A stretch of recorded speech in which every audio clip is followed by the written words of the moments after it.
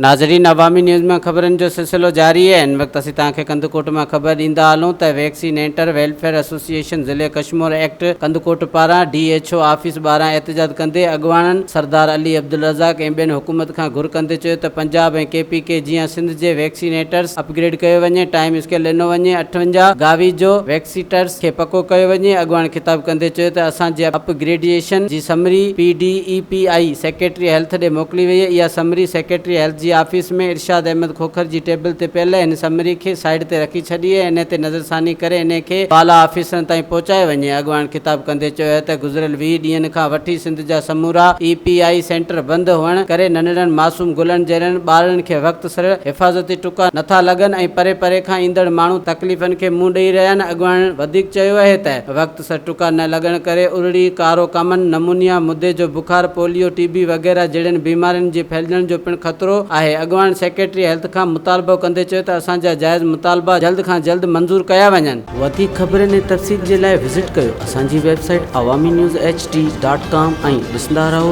Awami news HD।